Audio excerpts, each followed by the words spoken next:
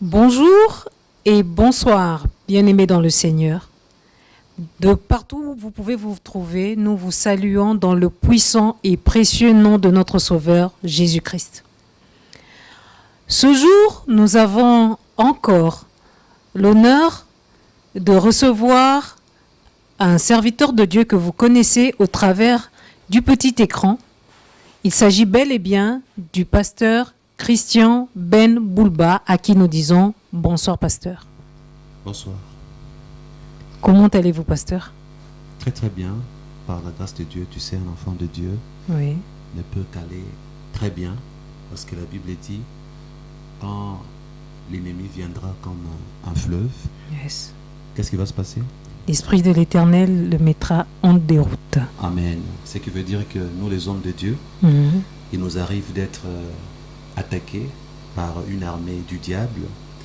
Il nous arrive d'être assaillis, Exactement. bousculés, chahutés, mais jamais nous ne perdons la bataille spirituelle. C'est ainsi que je dis toujours que tout va très bien parce que l'ennemi est déjà vaincu par Jésus. Je combats dans la victoire, mais jamais pour la victoire parce que je suis plus que vainqueur en Jésus-Christ. Donc ça va très bien. Amen. Oui, exactement. Nous sommes plus que vainqueurs par le nom de Jésus-Christ. Bien-aimé pasteur Christian Ben, qu'est-ce que vous avez prévu de nous dire ce soir? Quel sujet pouvons-nous aborder ce soir pour le peuple de Dieu qui nous suit à travers le monde?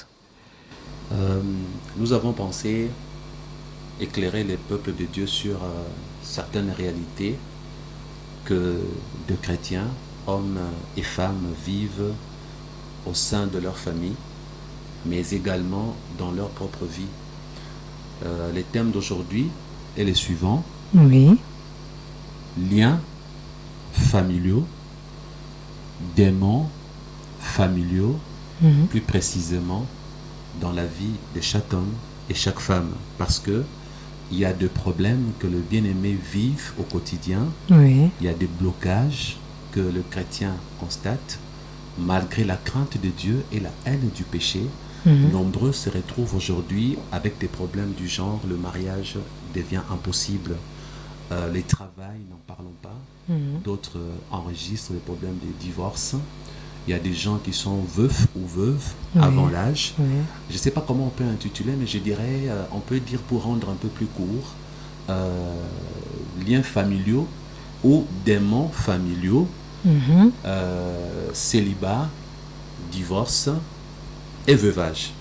Mais nous allons également donner d'autres indices par rapport à ce que les démons familiaux font dans la vie des hommes et des femmes.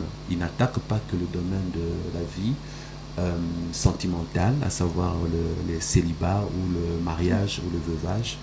On dit le veuvage, je crois. Hein, Oui, c'est bien ça, donc, le ils veuvage. n'attaquent pas que dans les domaines sentimentaux, Oui. ils attaquent aussi dans les domaines sociaux. Je mets au pluriel parce qu'il s'agit de plusieurs hommes et plusieurs femmes.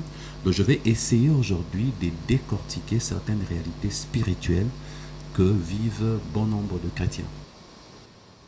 Ah, gloire à Dieu. Nous sommes vraiment surpris et très honorés d'entendre ce thème que vous allez aborder ce soir.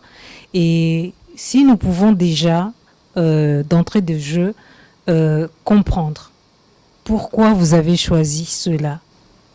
Très bonne question. Je dirais que j'ai choisi ces thèmes parce que j'étais en train d'examiner ma propre vie, mon parcours. Ah bon? Oui, alors cela est arrivé lorsque je me suis retrouvé avec la fille du pasteur Vernon, que vous connaissez si bien, Oui, Liliane Vernon. oui, Alors j'ai revu mon enfance, j'ai revu ma propre famille, à savoir mon père, d'où je suis sorti, et je me suis rappelé que j'avais des combats spirituels au niveau de ma propre vie. Je me suis rappelé ce qui s'est passé au niveau de ma propre famille, à savoir mon arrière-grand-père, ah bon? mon grand-père, ainsi que mon père. Ok. Et il y a des choses que j'ai eu à... Parce que mon papa m'apprenait beaucoup de choses. Il m'a partagé énormément de choses sur les liens familiaux. Et j'ai découvert beaucoup de choses sur les démons familiaux. Mais je précise, en bon français, on dira les liens familiers, non, disons, les liens familiaux et les démons familiers. Les liens familiaux et les démons familiers. Oui, en termes clairs. Okay. J'ai découvert ces choses parce que lorsque j'étais enfant, comme Jésus m'avait fait grâce de quitter mon père et de vivre autrement, il s'est fait qu'un jour, c'était une femme canadienne, parce que le pasteur Vernon jouait le rôle dans ma vie, le rôle du père spirituel, mais ce n'était pas son épouse, Madame Vernon, qui était pour moi une mère spirituelle. Okay. C'était au fait la femme d'un autre serviteur de Dieu qui s'appelait Jim Sawaski. Elle s'appelle Dawn Sawaski. C'est elle qui me remettra un livre ayant pour titre Samson Noir. Le monsieur s'appelait Maweja. Alors, elle me dira, je suis blanche, mais j'ai remarqué, comme nous connaissons ton père, qu'il y a de problèmes qui te suivent provenant de ta famille des sangs. Donc, oui, tu es chrétien, tu es délivré, mais je peux te rassurer, elle m'a dit, que tu auras des combats. Il y aura des choses qui vont se répercuter dans ta vie par rapport à tes ancêtres.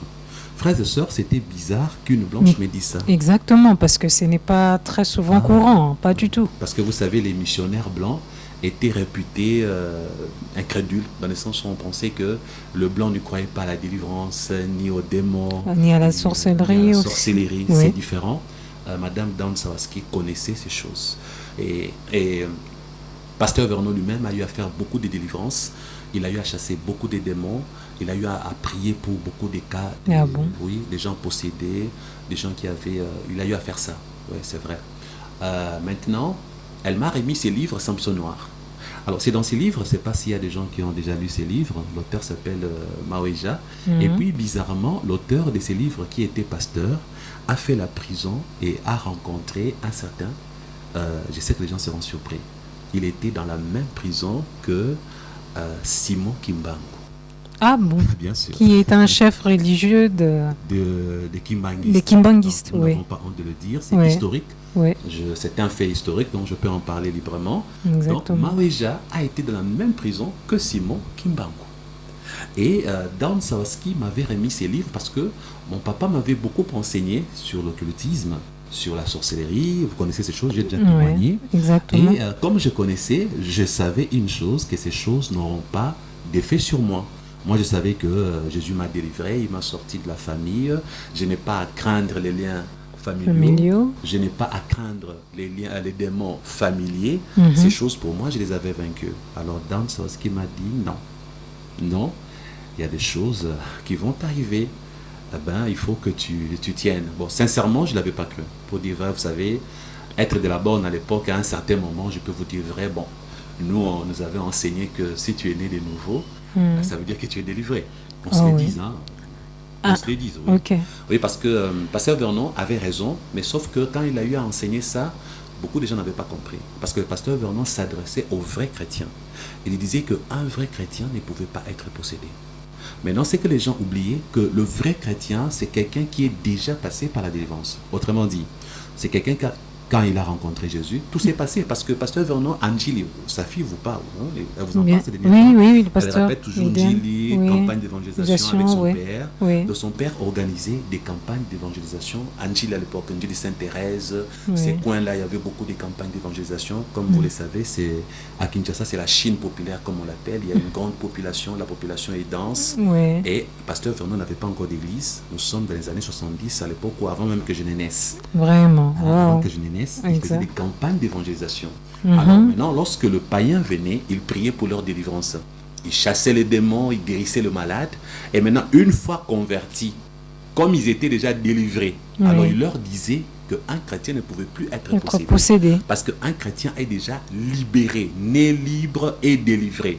Parce que Vernon, qu'est-ce qu'il faisait? Il commençait par chasser les démons, par guérir le malade avant de faire recevoir Jésus. C'est comme ça que lui faisait. Ah bon? Ouais. Alors lorsqu'il enseignait qu'un chrétien ne pouvait pas être possédé, les gens ne comprenaient pas. Et à un certain moment, moi j'avais aussi mal compris. Je me suis dit non, je ne peux pas avoir de problèmes spirituels. Et alors maman Dawn Sawaski m'a dit non, tu en auras. Et j'ai lu les livres. Et une parenthèse, c'est en lisant ces livres-là que je vous en supplie, si cela vous chante, posez-moi la question après que je raconte une anecdote sur Simon Kimbangu. Parce que dans ces livres, j'ai donné des titres. Les livres a pour titre Samson Noir. Samson Noir. Écrit par Maweja. Écrit par Maweja, c'est un pasteur. Qui était dans la même prison que Simon Kimbangu. Oui. Alors, la petite histoire, lorsque vous allez, si ça vous intéresse, vous allez me poser la question pour que je vous raconte la petite anecdote concernant Simon Kimbangu, qui était dans la même prison que le bien-aimé. Alors, si je reviens à la question que vous m'avez posée, oui. Donc, quand j'ai revu ma propre vie, alors je me suis rendu compte que après avoir lu les livres, j'étais terrassé.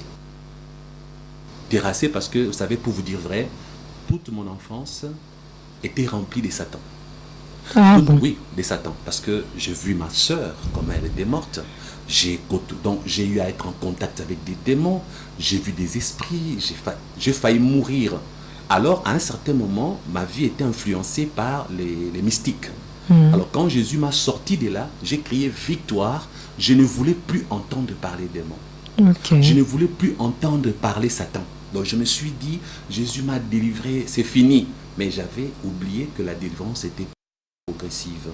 Alors, c'est ainsi que je me suis rappelé ce que Maman Dansowski m'avait dit, de choses que je risquais de vivre. Et c'est ce qui m'est arrivé dans les domaines sentimentaux.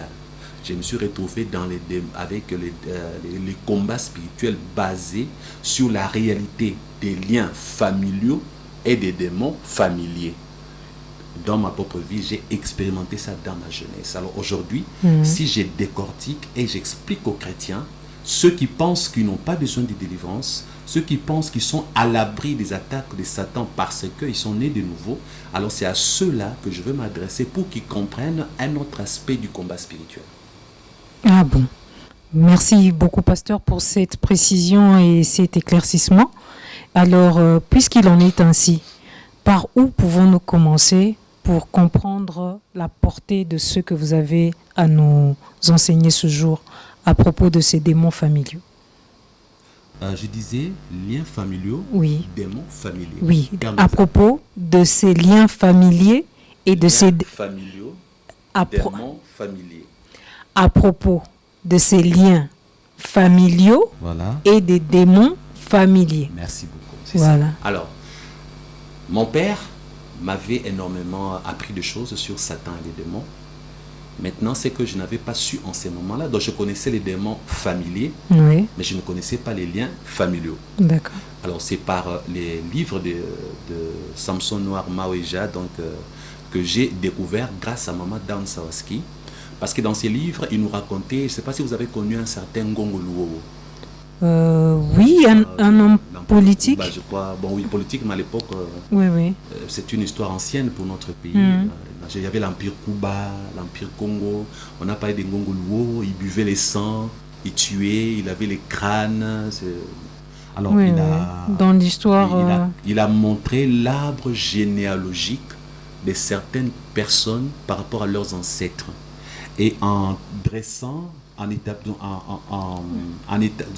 établissant cet arbre généalogique, on nous a expliqué comment on peut se retrouver dans certains problèmes à cause de nos ancêtres, quoique le salut est individuel. Le salut de la personne, de ton âme, de ton esprit, parce que Job a dit en réalité dans l'homme c'est l'esprit. Le salut est individuel. Souvenez-vous de l'homme riche et du pauvre Lazare. Le pauvre Lazare est mort pauvre. Il s'est retrouvé au paradis. Il y a beaucoup de choses qui ont fait que le pauvre Lazare meurt pauvre. Des choses que la Bible n'a pas parlé. Mais on peut comprendre que David avait dit, j'ai été jeune, j'ai grandi, j'ai vieilli, je n'ai point vu les justes mendier son pain ni sa postérité. Donc on peut comprendre par là que le pauvre Lazare avait vécu certainement dans des problèmes spirituels. Il avait des combats, il a été vaincu sur terre, mais pas pour l'éternité, parce que la Bible dit, craignez celui qui peut tuer l'âme et le corps. Ne craignez pas celui qui peut tuer que le corps. Donc son corps a été tué par des malédictions, par des problèmes, il est mort malheureux, mais son esprit a été sauvé, son âme a été épargnée. Donc c'est ainsi que j'ai découvert que, Maman Dan m'a aidé à comprendre que mes arrière-grands-parents, j'ai dit arrière. Arrière-grands-parents, oui. Je dirais, mais commençons par arrière-arrière. Ok. Et puis arrière, et puis grand-père. Ils ont eu des alliances avec le monde des ténèbres. La majorité étaient des chefs coutumiers. Dans leur façon de vivre, alors qu'est-ce qui s'est passé? Même Gongoluo l'a fait, ainsi que les ancêtres de beaucoup d'Africains. Oui. Ils ont fait des alliances avec Satan. Des liens, par moment, ils ont fait des pactes de sang. Par ces pactes, il y en a qui ont offert des animaux. On a égorgé des animaux. Il y en a qui ont donné leurs membres de famille. Oui, il s'est fait que Satan, qui ne donne pas des bénédictions, Satan ne donne que le malédiction. Parce que même si vous demandez l'argent à Satan, ce n'est pas une bénédiction, l'argent que Satan va vous donner. En fait, c'est une malédiction. Que moi, j'appelle la malédiction positive. J'appelle ça la malédiction positive parce qu'elle va vous profiter sur terre. Mais sur terre, toujours, il y aura des répercussions et des retombées sur vous ou vos enfants. Ah bon, donc c'est pour ça que c'est une malédiction, positive. Mais positive. Parce qu'elle vous en bénéficiez. Ce n'est pas une bénédiction. Satan ne bénit pas. Donc nos ancêtres, comme mes arrière-grands-parents, lorsqu'ils ont côtoyé le monde des ténèbres, ils ont été bénis. Donc la famille de mon père est une famille riche. Donc tout le monde avait une bénédiction. Mais en échange, les gens pensent seulement qu'il y a quoi? Échange, Satan vous donne la richesse. Oui. En retour, il faut verser les sangs. Pas toujours. Il y a un autre type de contrat. Il y a une autre forme d'alliance, des pactes avec Satan. Par exemple? Ça veut dire que si vous avez une famille, mettons les 120 personnes, Satan va donner des démons, par exemple 240. 240 démons qui deviendront vos membres de famille. Ah bon? Vous êtes au nombre de 120. Oui. Dans ces pactes, Satan vous ajoute 240 démons qui vont devenir membres de votre famille à part entière. Donc 120 humains, plus 240 démons. Vous devenez la même famille. Wow. Maintenant, ces démons-là qui deviennent les membres de votre famille, c'est ce qu'on appelle les démons familiers. Donc, ils sont considérés à part entière comme étant des membres d'une famille donnée. Oui.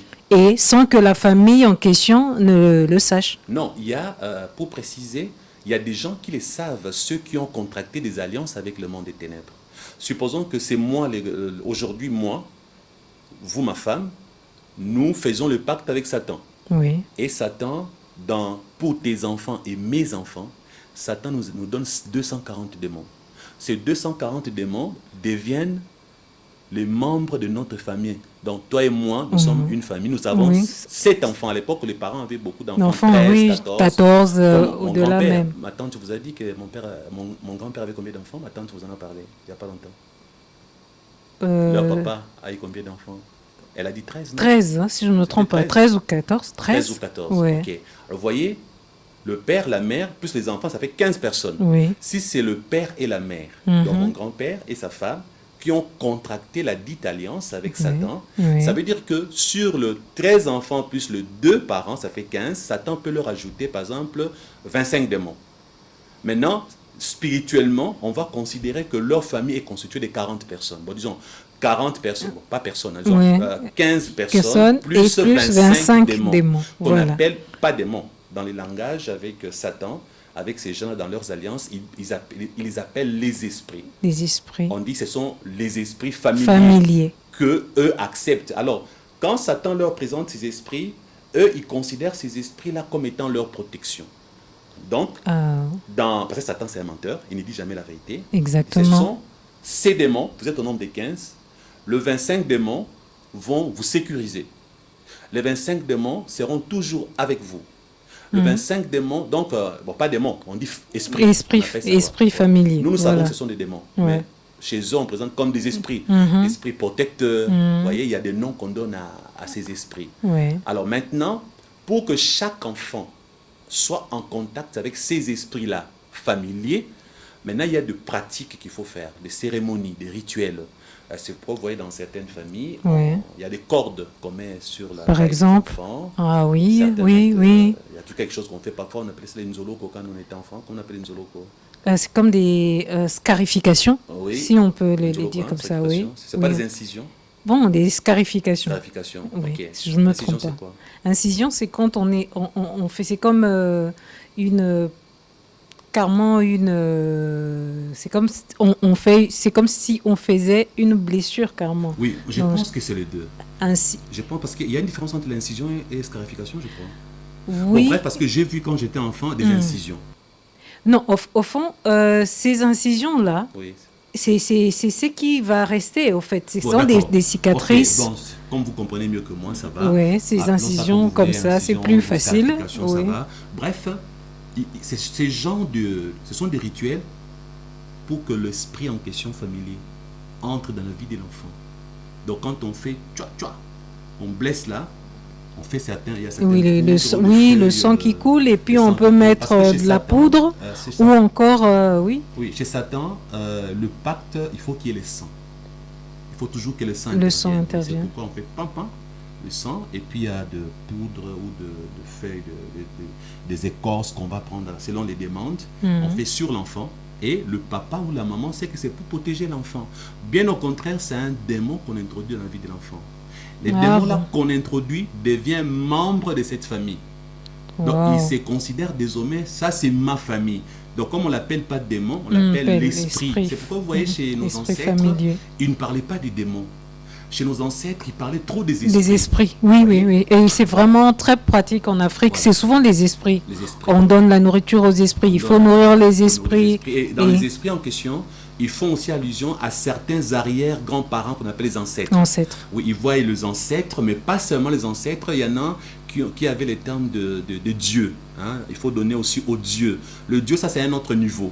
Mais pour les scarifications qu'on faisait au niveau des rituels au niveau de la famille, c'était pour que ces démons, que nous appelons démons, que appelés esprits familiers, puissent entrer dans l'existence de tous les enfants et même des parents. Et c'est là où les choses vont se compliquer même pour moi. Parce que moi, je n'ai pas eu de scarification. Mon papa a fait ce qu'il avait fait, j'ai été délivré. Mais il se passe un problème. Les esprits en question, quand ils entrent dans votre vie, ils ne sont pas obligatoirement en vous par une possession démoniaque. Ils n'ont pas besoin forcément de vous posséder. Comment ça, pasteur? J'explique. Oui. Ils peuvent travailler à l'extérieur de votre corps. Parce qu'ils sont membres de votre famille. Ok. Soit ils seront à l'intérieur de chacun de vous. Alors, maintenant, regardez ce qui se passe. Il s'est fait que dans certaines familles, il y a des gens qui se convertissent. Oui. Qui deviennent des chrétiens. Exactement. Qui cherchent la délivrance. Oui. Et automatiquement, ils sont délivrés. Les démons ne sont plus en eux. Oui. Mais vous êtes les sangs de votre père et de votre mère. Bien sûr. L'alliance spirituelle stipule que ces démons-là est membre de votre famille. Maintenant qu'il a été, par exemple, chassé, il n'a plus d'influence sur vous. Ne sachant pas où aller, dans quel corps aller habiter, parce que souvent ces esprits familiers sont plus nombreux que les membres de la famille. Exemple, si vous êtes 60, souvent Satan vous a donné 240. Alors maintenant, ils doivent se répartir dans plusieurs corps. Soit chaque corps peut avoir 12 au-delà. S'il y a beaucoup de chrétiens, d'autres démons se retrouveront sans un endroit où rester. Maintenant, de façon externe, ils vont commencer maintenant à tirer des ficelles. Vous expliquez c'est quoi un lien? En fait, comme vous l'entendez, un lien spirituel, c'est vraiment un lien. C'est comme vous prenez votre chèvre. Vous mettez la corde, la corde sur son cou. Ou sur son cou. Oui. Vous attachez sur un arbre. C'est ça les liens. Donc les liens, c'est au niveau du sang. Vous avez le sang de votre père, le sang de votre mère. Par l'hérédité. Oui, par l'hérédité. C'est comme il y a des maladies héréditaires. Oui. Maintenant, ces liens-là qui me relient avec mon père, les démons utilisera ces liens pour venir compliquer mon existence sur terre sans être à moi. Ah bon. Donc les combats spirituels, il ne s'agit pas que de chasser les démons qui sont en nous, mais non, même si en dehors de ceux nous. Qui sont en vous, oui. Il faut chercher à vaincre ceux qui sont à l'extérieur. Okay. Parce que en dehors de nous. Vous avez un lien de sang avec votre père, avec votre mère. Oui. Et c'est ce que Madame Jim Sawaski, la Canadienne, voulait que je comprenne. Ça et va. là, pour préciser, il y avait des liens spécifiques. Ça va scandaliser les gens. Écoutez-moi très bien, je n'ai jamais dévoilé ça avant. C'est la première fois que je vais dévoiler ce que j'ai dit, même si ma famille ne sera pas contente. Ah, allez-y, pasteur, nous sommes tout oui. Madame Dawn Sawaski, avant de s'occuper de moi, a été mère spirituelle de mon père. Parce que mon père, il y a eu un moment où il s'était reconverti. J'avais signalé que quand il a donné sa vie à Christ, Jim Sawaski, le pouls de Dawn Sawaski, lui a dit, nous t'envoyons vers Vernon, qui a commencé une église en 87. Bon, parce que l'église a commencé en 85. Mon père a rencontré Vernon 2 ans après, recommandé par Jim Sawaski. D'accord. Alors, Maintenant, la femme de James Sarowski me racontait pourquoi elle voulait que je passe par la délivrance contre les esprits familiers. C'est parce qu'elle me dit, tu sais, ton père, lorsque je faisais sa cure d'âme, je lui ai posé la question, tu sors d'une famille où tes ancêtres ont eu beaucoup de femmes. Ils étaient polygames, beaucoup de femmes. Alors il a dit à mon père, ben, toi aussi tu as le même lien. Alors parle-moi de ta vie. Alors ton père m'a dit, bon, je crois que tu dois, bon, puisque tu es païen, avec combien de femmes tu as couché? Alors elle m'a dit, j'ai dit à ton père, bon, je pense que tu dois avoir couché avec au moins 50 femmes. On ne peut pas la regarder et dire, pardon? Combien? 50? Ben non, c'est du n'importe quoi 50, mais c'est peu. Minimum 200. Ça, mon père lui a répondu. Ne dites pas ça. Oui. Alors elle me dit, j'étais là. Moi, j'ai pensé à 50. Pour moi, c'était colossal. Mais ton papa me dira, non, au moins 200. Oh là là. Alors il me dit, tu entends? Et tu es son sang. Il y a de liens de ton père vers toi. Et ça m'a énervé. J'ai dit, non, maman. Il dit, chut. Tu dois lutter contre ça. Parce que qu'est-ce qui se passe dans ces liens familiaux qui envoient les démons familiers? Je vais signaler à tous les satanistes et à tous ceux qui ont fait l'occultisme. Vous savez très bien, le mot et les termes sont utilisés, ça dépend de quelle loge et ça dépend de quelle discipline. Vous voyez par exemple, comme d'autres satanistes ont révélé, il y a des démons qui portent certains noms. Chez nous, c'est Mamiwata. Peut-être chez les Grecs, ça sera un autre nom. Oui, ça change. Oui, ça change selon voilà. Donc, les... si quelqu'un vous révèle la même réalité avec d'autres appellations, ne soyez pas surpris. Oui. Moi, j'ai appris ça avec les termes de liens familiaux, esprits familiers, qui sont des démons. Donc, si quelqu'un d'autre a une révélation semblable aussi, hein, parce que plus tard, quelqu'un peut révéler les mêmes choses que moi. Oui. Donc, ne soyez pas surpris qu'une autre personne donne d'autres noms. Vous voyez le pasteur Luc Loaboué, lui, quand il témoigne, il donne souvent le terme en swahili, parce qu'il est swahiliphone. Oui. Donc, souvent, il raconte ça en swahili, on appelle ça. Mais les autres sorciers convertis n'appelleront pas de la même manière que Luc. Exactement, swahili. Voilà, donc, quand on m'expliquait ça en français, on m'a présenté ça comme ça, liens familiaux, démons familiers. C'est ainsi que ma maman Dan Sarowski me dira, donc tu dois comprendre une chose, tu es trop jeune, hein. Sache que les diables vont combattre ton mariage. Hein. Sache que tu auras des problèmes un jour de te retrouver dans une famille stable, parce que tes ancêtres n'ont pas eu de famille stable.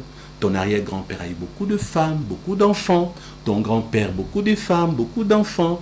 D'ailleurs, que ma tante m'excuse, je vais t'annoncer à toi, que ma tante avec laquelle tu parles, a le même père avec mon père, mais pas la même mère. Pourquoi tu ne savais pas? Donc c'est pour dire que maman Dan Sarowski m'avait dit ça. Alors je me suis rappelé, maintenant moi-même étant jeune, n'ayant pas cru que j'avais besoin de délivrance pour ça. Je m'en foutais. Hein. Alors qu'est-ce qui s'est passé? Craignant Dieu, déjà serviteur de Dieu, exerçant le ministère, j'annonce aux gens que j'ai raté 2 fois les mariages. Quoi, tu es surprise? Non, je suis... Je dois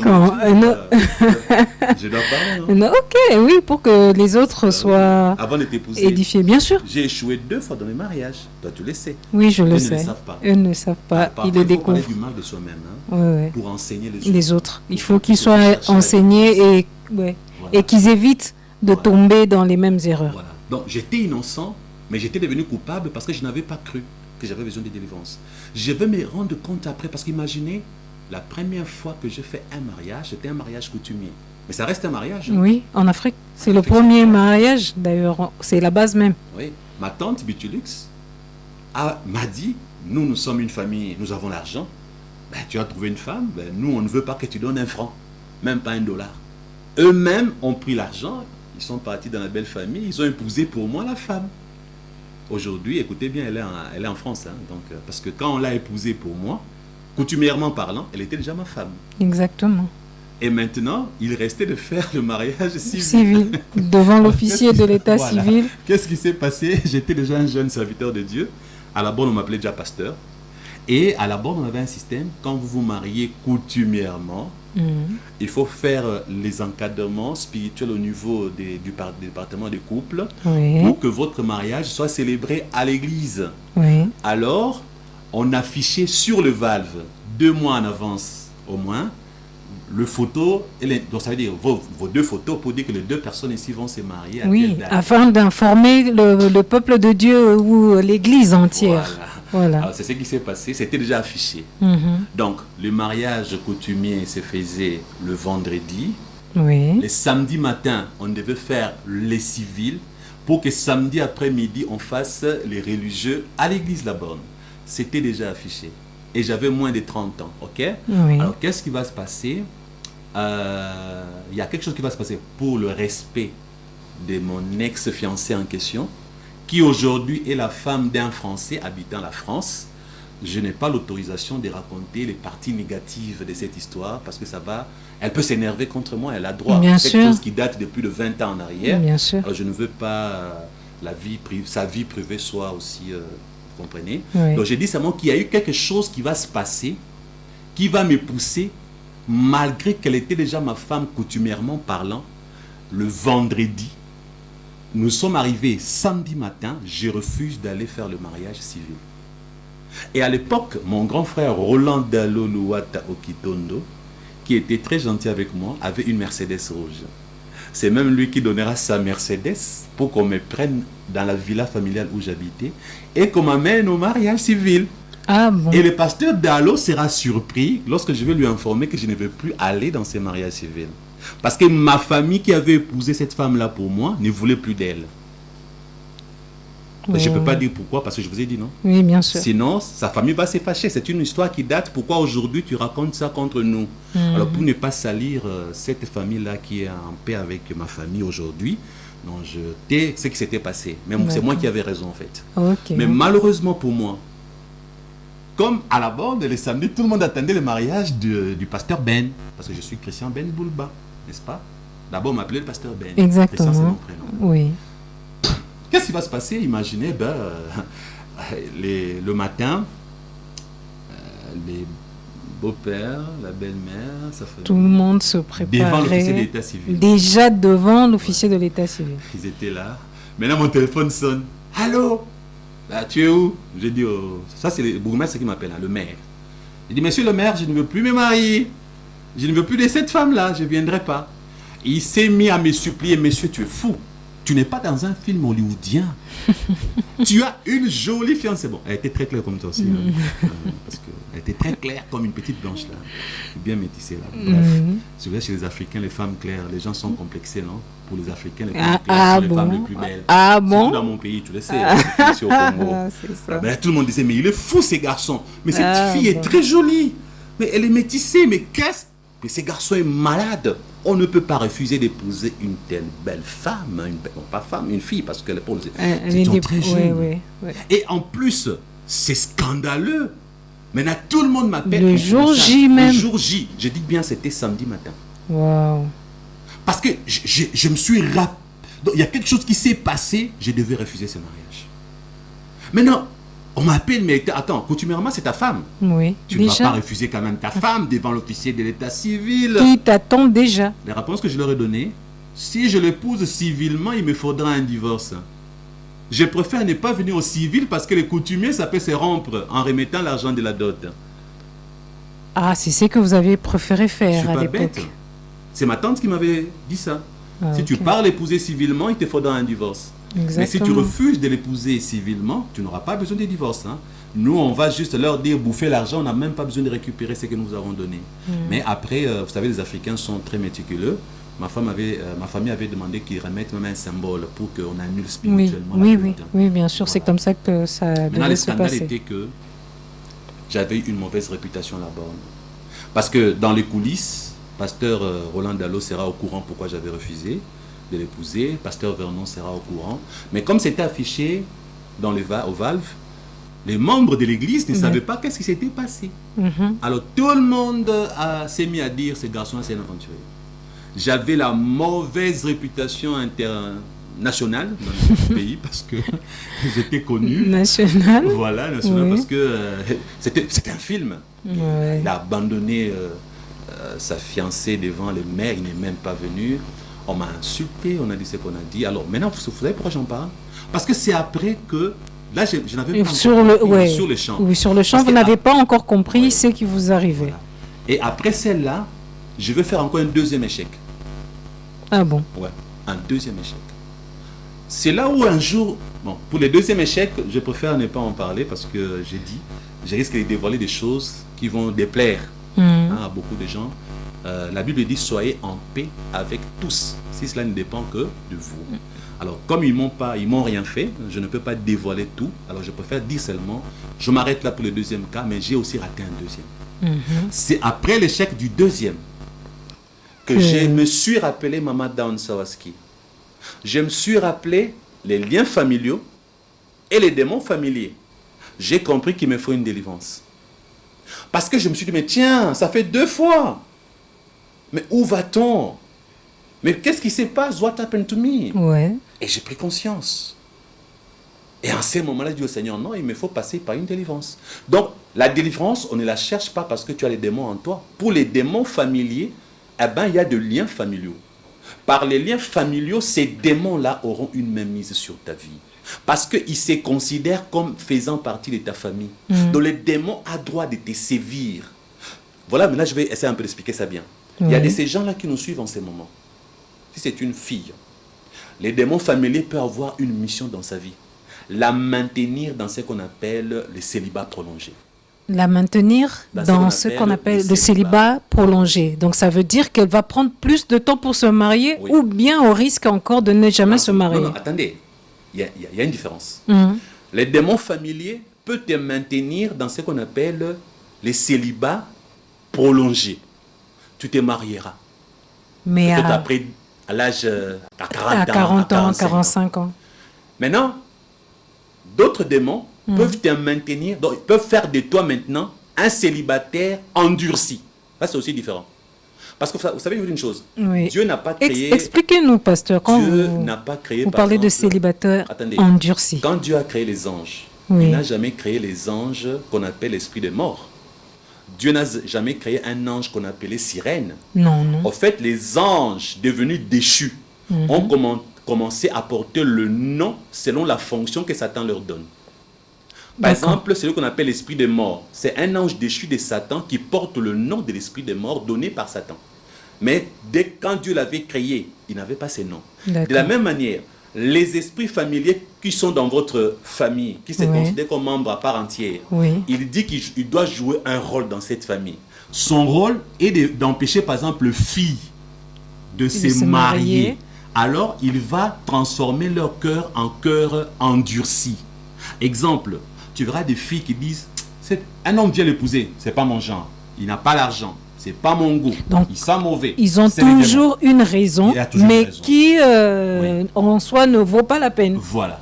Donc, c'est les démons qui font ça en la personne. Et au fil du temps, cœur endurci, et au fil du temps, le temps passe. Ne se marie jamais. Exactement. Et c'est maintenant cette personne qui aura le cœur endurci, qui ne se mariera jamais en parlant du mariage.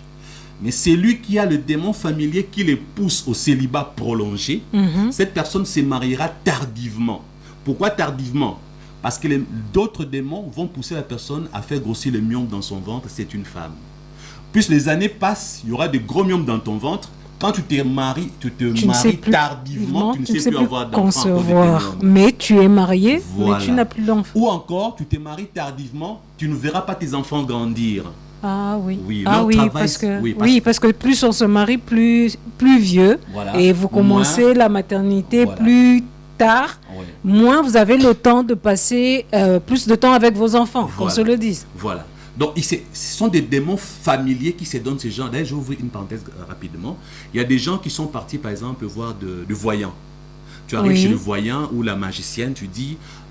j'aimerais connaître mon avenir. Non, attends, encore mieux. Attends. Il y a quelque chose qui s'est passé à la maison. Tu n'étais pas à la maison. Tu as perdu 50 000 $ au niveau de la maison. Oui. Et vous ne savez pas qui a pris l'argent. Il y en a qui s'est... Je vous dis une chose, je ne parlerai pas du bien de Satan. Mais il y a une chose qui se passe, c'est quoi? C'est que le voyant ou la voyante, c'est que les gens n'ont jamais compris comment ils travaillent. Quelque chose qui s'est passé dans votre famille que personne ne connaît. La voyante ou le voyant va faire une invocation. C'est les démons familiers de votre famille qu'il va appeler et lui poser la question. Qui a volé l'argent dans cette famille? Ah bon? Oui. Oh, pasteur. Oui. Donc ça, là, on découvre autre chose. Oui. Donc, c'est-à-dire que ces démons familiers-là va être, si je comprends bien, un informateur oui. auprès du voyant Voilà. ou du féticheur que Voilà. l'on va consulter en cas de Oui. problème, de vol Voilà. ou de... Et c'est pas un mensonge pour des gens qui sont partis consulter le voyant, le magicien, peu importe leur nom, ça dépend du pays, Oui. par rapport à des choses qui sont passées dans la famille. Mm. Qui a volé qui? Mm. Qui a fait quoi? Et souvent, mais ce sont ces démons-là qu'on appelle. Les démons informes, c'est X et c'est Y. Vous allez me dire, mais comment les démons peuvent dévoiler un acte de péché? Je vais vous expliquer. Le but des démons est de créer les désordres au niveau des humains. Satan n'est pas divisé dans son royaume, mais Satan divise les hommes. Exactement. Même le païen, Satan ne les aime pas. Alors qu'est-ce que Satan fait? À toute sa batomitou au niveau des païens. En français, comment on dit ça? Bon, c'est comme pour créer la confusion. Oui. Ça veut dire que Satan aime créer les divisions au niveau des humains. Oui. Satan aime créer les désordres au niveau des humains. Satan peut faire de sorte que deux satanistes se battent entre eux. Ça, il faut que je le dise. Satan peut faire de sorte que deux humains qui le servent aient des problèmes ici-bas sur terre. Je ne sais pas si vous êtes en train de comprendre. Parce que Satan n'aime pas l'homme. Satan n'aime pas un être humain. Exact. Regardez dans... Autre chose d'ailleurs chez Satan. Si tu es puissant chez Satan, tu peux détruire celui qui est chez Satan mais qui est en dessous de toi. Oui. Chez Satan, la hiérarchie compte beaucoup comme dans l'armée. Exactement. Dans l'armée, tu es colonel, tu feras un général comme ça. Chez Satan, tu es plus puissant en grade et celui qui est en dessous de toi, tu peux le manger. Exact. Voilà. Alors, je reviens pour dire que ces esprits familiers, ce sont ces esprits-là souvent qu'on consulte pour qu'ils donnent des informations. Tu vois? Il y a aussi, par exemple, certains parents qui sont des satanistes qui connaissent tout ce que font les enfants. Toi, tu dis, mais je suis aux États-Unis. Comment mon papa est au courant de tout ce que je fais ici aux États-Unis? Ah bon. C'est un sataniste. Ok. Il questionne les esprits familiers qui sont avec toi. Ah, pour... Tu es chrétien. Oui. Ils ne sont pas dedans. Il y a les liens de sang. Alors, les démons sont là toujours en train de te suivre. Alors, comme papa sert Satan, les démons lui disent et lui informent. Bon, elle vient d'avoir un très bon boulot ici. Bon, maintenant, qu'est-ce qu'il faut faire? Il ne faut pas qu'elle se marie. Il ne faut pas que ce boulot-là, ça marche. Comme toi, tu es chrétien, on ne peut pas te toucher. Qu'est-ce qu'ils vont faire? Ils vont aller dans le cœur du directeur, du patron, pour que le patron ne te supporte plus. Pour que le patron cherche une raison à te virer. Donc, toi, on ne te touche pas.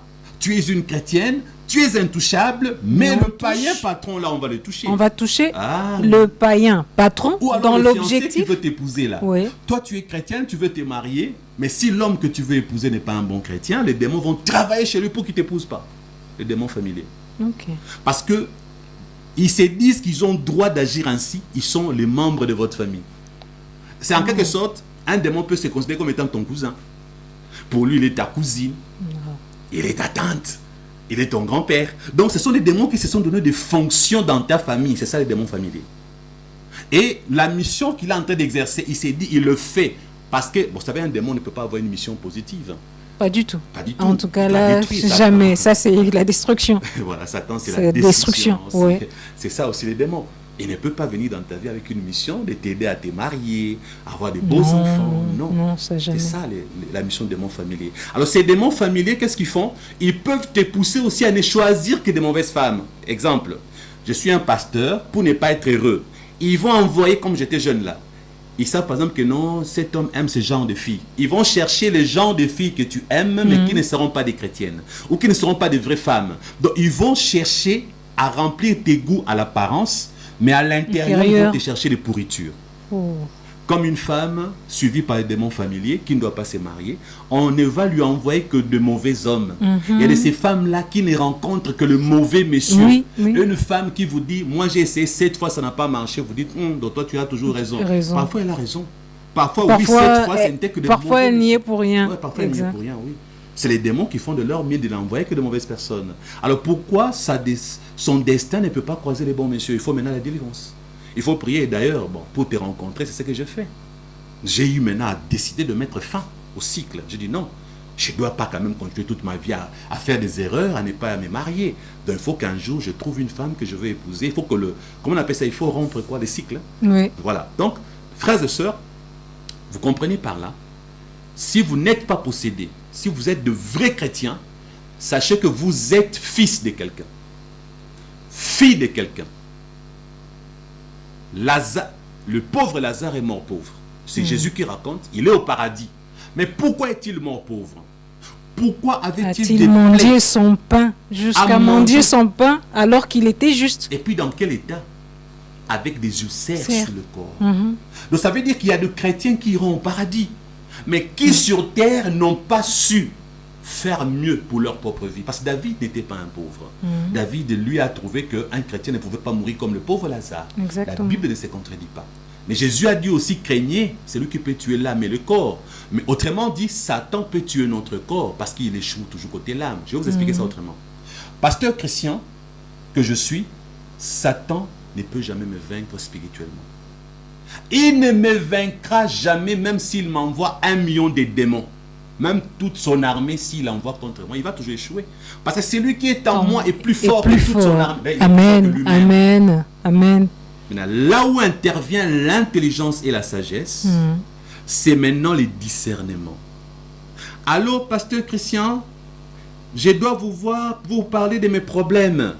C'est un agent de Satan qui a un poison, qui doit m'empoisonner, qui veut me voir en face.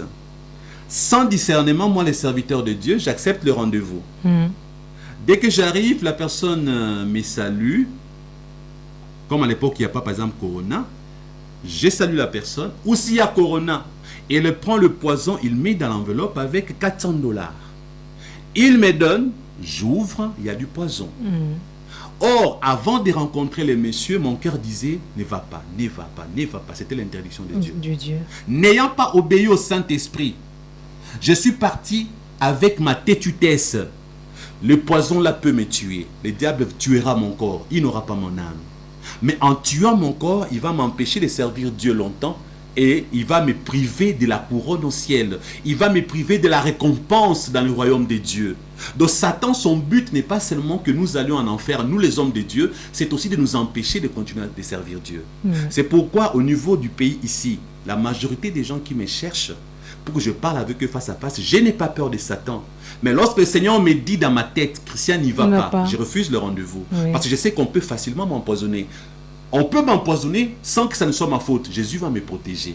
Parce que Jésus, comment il fait? Il n'est pas un Dieu de la monotonie. Si Jésus veut qu'on t'empoisonne et que tu ne sentes rien, comme la Bible dit, ils prendront des breuvages mortels. Cela ne leur fera aucun mal. Jésus n'est pas monotone. Tu peux boire le poison, tu ne sais même pas qu'on t'a empoisonné. Mais si Jésus ne voulait pas que tu ailles là-bas, lui Jésus, il ne voulait pas que tu ailles. Tu es quand même parti, le poison va te frapper. C'est pourquoi moi je dirais aux gens une chose. Si un jour vous apprenez que le pasteur Christian est mort empoisonné, dites-vous que j'ai été rebelle à Dieu. Oui. Parce qu'on ne peut pas subir le poison, parce que la Bible dit, la Bible ne ment pas. Ils boiront, même s'ils boivent, quelques breuvages mortels, cela ne leur fera point du mal. C'est ce que la Bible dit. Donc si on t'annonce que ton mari vient d'être empoisonné et que le poison m'a tué, soit j'avais un péché, ou alors j'avais désobéi à Dieu, mon âme ira au ciel si je n'avais pas de péché. Mais sur terre, le diable a fait quoi? A interrompu mon existence, autorisé par qui? Par Dieu. Donc il y a des hommes de Dieu empoisonnés et c'est Dieu qui a laissé faire par sa volonté permissive. Donc j'ai ouvert cette parenthèse pour dire aux chrétiens, il nous faut aussi de l'intelligence et de la sagesse. Parce que Jésus n'est pas un Dieu monotone. Jésus a 1000 façons d'agir. Voilà pourquoi Job a dit, qu'est-ce que Job a dit? Dieu parle tantôt d'une manière, tantôt d'une autre. Mais on ne fait pas attention. Donc, je reviens par là on y prend point garde. On prend point garde. Alors Dieu m'avait parlé plusieurs fois de ma vie concernant les liens familiaux et les démons, les esprits familiers. Comme je n'avais pas fait attention, j'ai eu 2 échecs qui m'ont beaucoup laminé. Mais avec le temps, quand j'ai compris, j'ai cherché quoi? Ma délivrance. Donc, on peut vaincre les liens familiaux et les démons familiers. À vous la parole. Excusez-moi, je ne voulais pas vous interrompre, pasteur, mais pendant que vous parliez, il y a une question qui me vient, puisque vous dites qu'on peut les vaincre. Mais est-ce qu'il faudrait nécessairement que quelque chose de mal vous arrive? C'est-à-dire, par exemple, comme dans votre cas, pour les chrétiens, je parle pour des enfants de Dieu, qui ont suivi, qui ont été délivrés. Est-ce qu'ils doivent nécessairement attendre quelque chose, un malheur, pour se rendre compte que ça ne va pas, ou bien il y a déjà ce qu'on appelle des signes avant-coureurs. Vous vous rendez compte, vous grandissez dans une famille, vous vous rendrez compte que les gens se marient difficilement. Ou bien, du point de vue financier, on ne prospère pas, on ne va pas très loin. Ou encore, ceux-là, ils n'étudient jamais, on ne dépasse pas le niveau de diplôme d'État. Ou encore de gradués. Il n'y a pas de licenciés dans ces familles-là. Il y a tellement de choses, ou encore, qui chaque fois qu'on se lance dans un commerce, on ne prospère pas. On ne va jamais de l'avant. Ou encore, c'est le contraire. On peut toujours aller de l'avant dans les études, mais dans le domaine, par exemple, financier, on ne s'en sort pas. Ils n'ont jamais de bon boulot. Mais ils sont licenciés, ça et là. Mais ils n'ont jamais un bon travail qui les permette de s'épanouir. C'est un peu tout ça, pasteur. Qu'est-ce que vous pouvez nous dire? Vous avez répondu à moitié à votre question, dans le sens où les gens d'aujourd'hui sont quand même suffisamment enseignés. Parce qu'eux-mêmes, quand ils viennent vers nous, ils disent, pasteur, moi j'ai constaté que, j'ai l'impression que, je remarque, beaucoup de gens m'appellent, pasteur, chez nous les hommes ne se marient pas. Ah bon? Oui. Une femme m'appelle, mes enfants, personne n'a réussi dans la vie. Alors quand ils constatent, c'est le moment de comprendre que peut-être que ce sont des démons familiers qui sont en action. Parce que, vous savez, Satan aime se dissimuler. Hein. Satan aime beaucoup se dissimuler. Parce que Satan a aussi l'art de la guerre spirituelle. Dans l'art de la guerre chez les hommes, on change de méthode quand l'ennemi découvre votre plan. Oui, exactement. C'est comme ça que ça se passe. Oui, Satan fait aussi pareil. Quand Satan sait qu'on l'a dévoilé, et qu'est-ce qu'il fait? Il change aussi les méthodes. Okay. Aujourd'hui, les gens se concentrent beaucoup sur les malédictions venues d'ailleurs. Aujourd'hui, les gens font des combats spirituels sur les attaques externes et ils ont oublié les attaques internes. Les gens aujourd'hui pensent qu'il suffit de faire des petites prières pour briser les liens familiaux et chasser les démons des familles. Non, ce n'est pas aussi facile, ce n'est pas aussi simple. Parce que ces démons-là sont dans votre famille avec une autorisation spirituelle qui est un acte qui a été signé dans le monde des ténèbres. Et cet acte stipule que ces démons étaient membres de votre famille. Ça veut dire qu'il faudra des prières spécifiques. Il ne faut pas prier seulement dans le vide. Moi, je romps... Oui, quand tu dis je romps les liens, les liens seront coupés. Les démons vont faire quoi? Bon, les liens sont coupés, mais je te suis quand même. Je vais toujours te suivre partout où tu iras. Mais là, je vous ai expliqué qu'est-ce que j'ai dit. Quand les démons, les liens sont coupés, il n'a plus accès dans ta vie. Mais il va détruire ta vie en allant attaquer tes frères, tes soeurs, ton travail, ton patron. C'est là où beaucoup de gens disent, moi-même ça va spirituellement, mais je ne comprends pas pourquoi les gens ne m'aiment pas. Pourquoi moi ça ne marche pas quand je cherche un boulot, on me vire toujours. Les démons disent, ça va, toi je ne peux pas te toucher, mais je veux, comme je suis de ta famille, il faut que tu échoues. Il va aller là où il y a les portes ouvertes. Maintenant, ça veut dire que désormais, il faut changer les types de combats. Il ne faut plus combattre pour soi. Il faut maintenant commencer à combattre. Attendez, qu'est-ce que Mme Vernon a prêché aujourd'hui à l'église? Qu'est-ce qu'il a dit? Ton frère, il te fait du mal. Qu'est-ce qu'il a prêché? Ton voisin. Oui, il a combattre l'esprit qui est en lui ou en elle. Ouais. Elle a dit ça aujourd'hui à l'église. Bien sûr. Donc, c'est ce que les chrétiens doivent faire aujourd'hui. D'arrêter de chasser les démons en eux.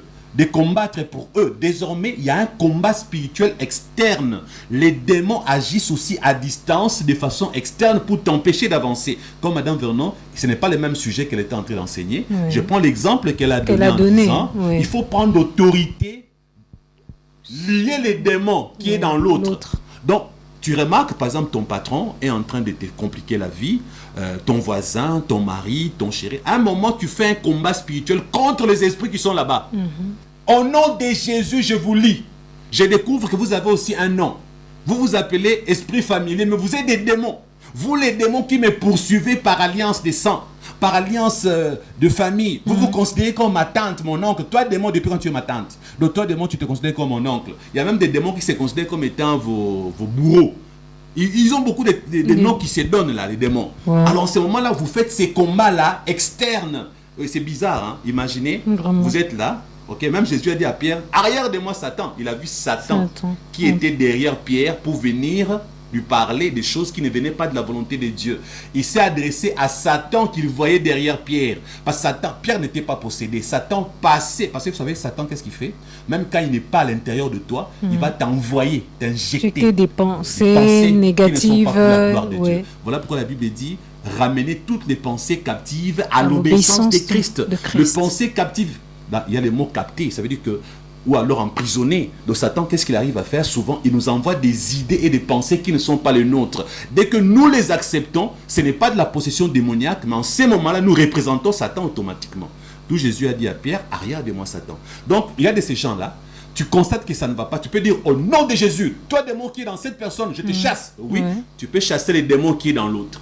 Tu n'as pas besoin de son autorisation. Parce que toi, tu as le pouvoir et la puissance de chasser n'importe quel démon. Si le démon est venu contre toi, lorsque l'ennemi viendra comme un fleuve, l'Esprit de Dieu le mettra en fuite. Jésus nous a donné son nom pour chasser les démons. Tu ne peux pas voir un fou en cours de route, tu dis au fou, viens ici, démon, sortez de cet homme. Ils ne sortiront pas. Mais les démons qui viennent contre toi, tu as l'autorité de les chasser. C'est ce que, remarquez bien, Paul l'a fait. Un démon qu'on appelle Python, il était dans une femme, et la femme, c'est lui, ceux ici sont les vrais hommes de Dieu, ils vous prêchent le salut, écoutez-les. Paul a été fatigué, un jour il a dit, écoutez, sortez au nom de Jésus, il a chassé les démons. Est-ce qu'il avait la permission? Non. Parce que si les démons s'étaient tués, sans commencer à évangéliser, sans parler de Paul et de son ministère, Paul n'allait pas les chasser. Exactement. Donc si un démon ne t'attaque pas, tu ne vas pas les chasser. Mais si tu constates que les démons utilisent les autres contre toi, tu peux chasser les démons qui sont là-dedans. Tu dis, vous les démons, vous êtes dans mon patron, sortez. Parfois si tu as la foi, fais-les en face du patron. Il va tomber là, les démons commencent à se manifester, tu délivres le patron dans son bureau. La bonne nouvelle, quand il va se réveiller, il ne va même pas se rendre compte. Ah bon, oui. En plus. Oui, donc c'est un combat externe à faire pour se délivrer, se débarrasser des blocages, se débarrasser des démons, l'empêchement de te marier, célibat prolongé, veuvage, stérilité. Si tu chasses ces démons-là, tu vas voir que les choses vont changer. Oui, c'est vrai, il nous faudra quand même la continuité pour que je donne d'autres détails et expliquer méthodiquement comment s'y prendre pour vaincre les liens familiaux et les esprits familiers qui sont réellement des démons. En tout cas, grand merci, pasteur Christian Ben, pour ces éclaircissements.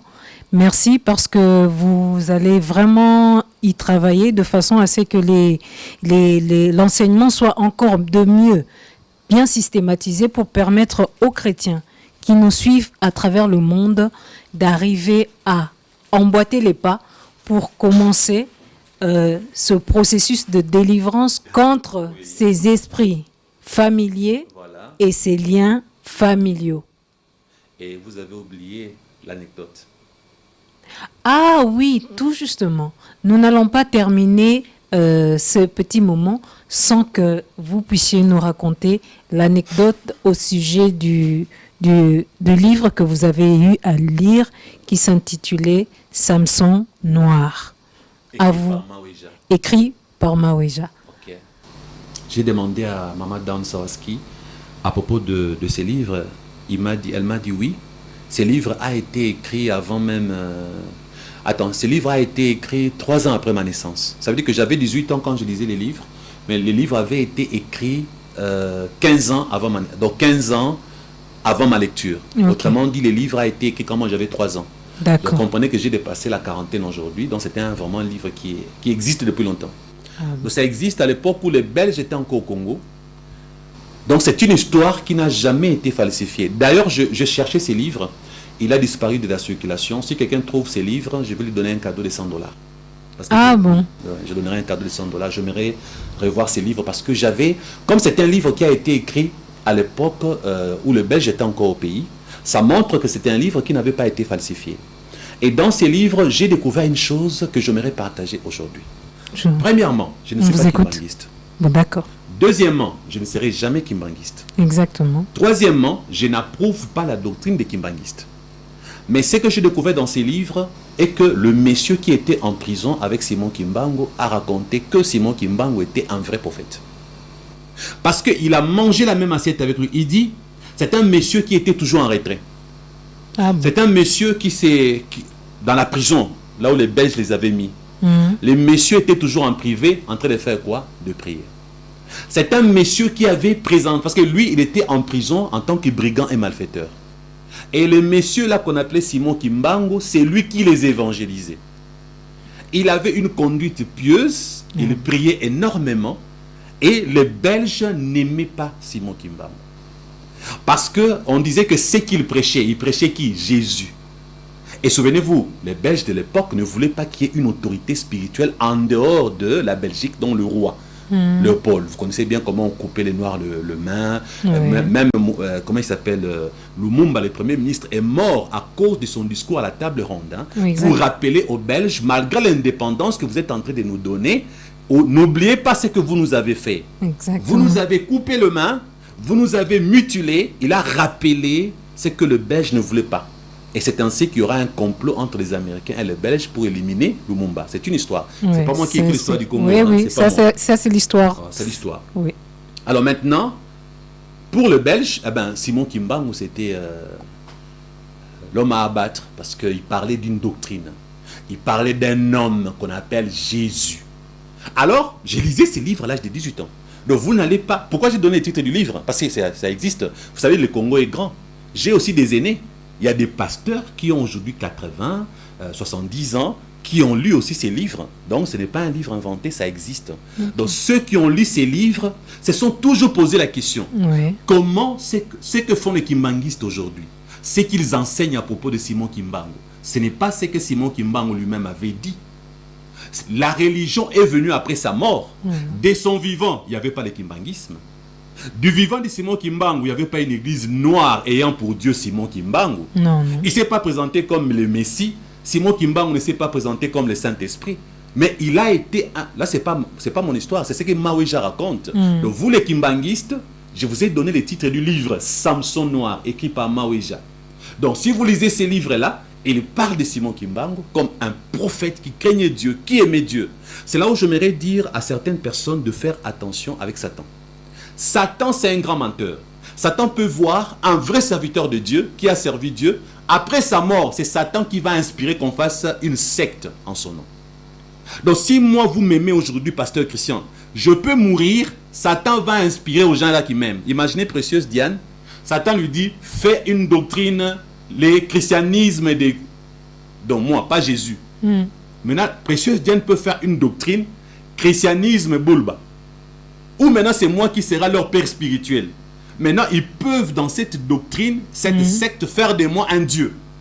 Maintenant moi je suis mort, je suis au ciel. Maintenant un jour Satan montrera à quelqu'un que je suis en enfer. Donc c'est là où j'ai dit, faites attention avec des révélations. On a vu un homme de Dieu en enfer. Souvent tout n'est pas vrai. Tout n'est pas vrai parce que dans ces livres-là, cet homme ne savait même pas qu'un jour il y aura le kimbanguisme. Quand il a écrit les livres, le kimbanguisme n'existait pas. Le kimbanguisme n'existait pas. Alors c'est pourquoi je dis non, je suis en train... Ces livres doivent avoir été écrits avant ma naissance. Il est possible. Je n'ai plus les années en tête parce que j'ai perdu les livres. Imagine-toi, les livres a été écrit, le kimbanguisme n'existait pas. Donc le kimbanguisme est venu après. Maintenant, est-ce qu'on peut dire forcément que Simon Kimbangu est en enfer? Moi, je ne peux pas dire ça. Est-ce que tout ce que Satan montre est vrai? Satan, c'est un grand menteur. Moi, Satan peut me montrer en enfer, il me montre là-bas Simon Kimbangu. Il peut me montrer en enfer, je ne sais pas qui. Même s'il me montre Hitler Adolphe, je dirais à Satan, toi, tu es un grand menteur. Je sais que Hitler était un pécheur, mais je ne te crois pas. Parce que toi, tu peux même me mentir, peut-être dans le bunker de Hitler là. Il a donné sa vie à Christ. Toi, tu étais là. Pas du tout. Toi, tu étais là. Donc, moi, j'ai dit qu'on ne peut pas mettre un point dans la vie d'un homme. Parce que la Bible dit, un chien vivant vaut mieux qu'un lion mort. Or, le chien est l'image même de la sorcellerie. Dans la Bible, le chien est l'image de l'abandon de la foi. Ceux qui étaient chrétiens, qui ont abandonné l'apostasie, les apostats. C'est pourquoi la Bible dit dehors le chien. Les chiens, ce sont des gens qui étaient avec Dieu, qui ont abandonné Dieu, qui ont abandonné la foi. Mais regardez, c'est la même Bible qui utilise le chien comme un animal impur, qui représente l'apostasie, mais la même Bible parle du chien qui est vivant, qui vaut mieux qu'un lion mort. Pourquoi? Parce que tant qu'on vit, il y a de l'espérance. Amen. Or, tant qu'on n'a pas vécu ta mort là où tu es mort, peut-être que tu es au ciel. Même le président Mobutu, étions-nous là quand il était en train de mourir?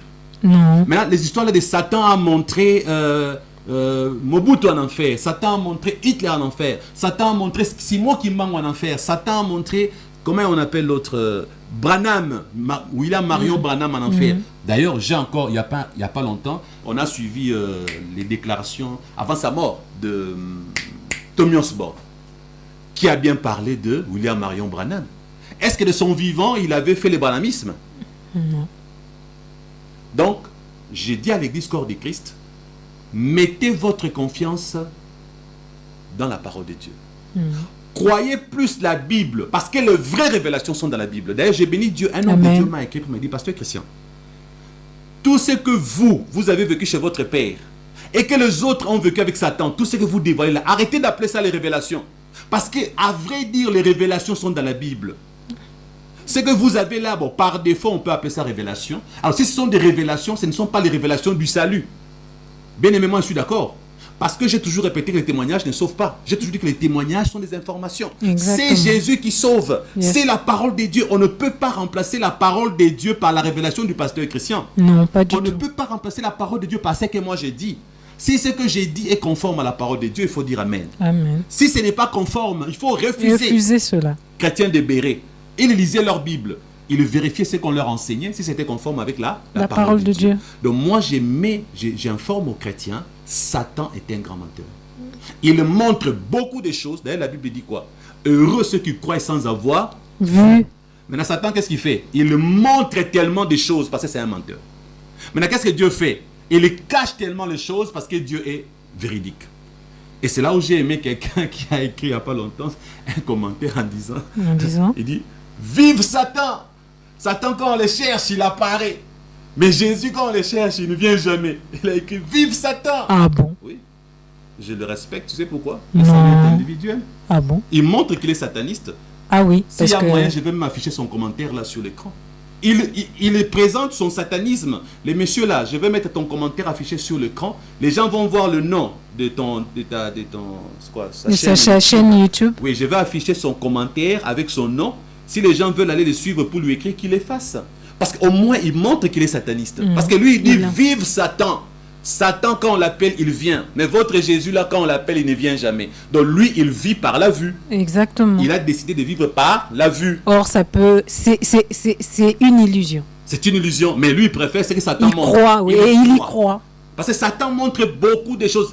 Si vous invoquez Satan, il va vous montrer beaucoup de choses. Mais comme c'est un menteur, il va beaucoup vous mentir. Et je suis en train de vous dire, si Dieu me prend, des années plus tard, je meurs. Quelqu'un viendra vous dire, on a vu le pasteur Christian en enfer. On a vu le pasteur Christian en train de souffrir dans le feu. C'est ça, Satan. Créer la confusion. Ce n'est pas parce qu'on fera une doctrine, une secte avec mon nom que moi j'étais faux.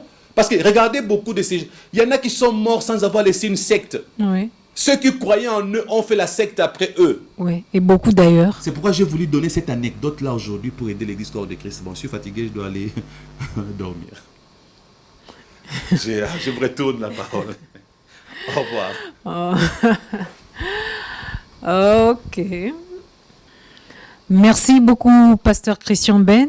Merci de nous avoir vraiment encore enseigné et exhorté, d'avoir reconforté plusieurs qui se retrouvaient dans une situation dans laquelle ils se posaient tellement de questions sans comprendre qu'il y avait des esprits familiers et des liens familiaux qui les poursuivent et qui ont des conséquences réelles dans leur vie de tous les jours, quel que soit le domaine. Ça peut être le domaine des études, ça peut être le domaine marital, ça peut être le domaine affectif, ça peut être le domaine financier et j'en passe. Et merci à vous tous qui nous avez accordé votre attention. Et merci encore parce que vous serez là quand le pasteur Christian va donner un peu plus de détails la fois prochaine pour vous permettre d'emboîter les pas et de savoir comment prier pour vaincre ces esprits familiers et ces liens familiaux. Pour moi, je vais m'arrêter là et je vous dis à la prochaine. Que Dieu nous bénisse.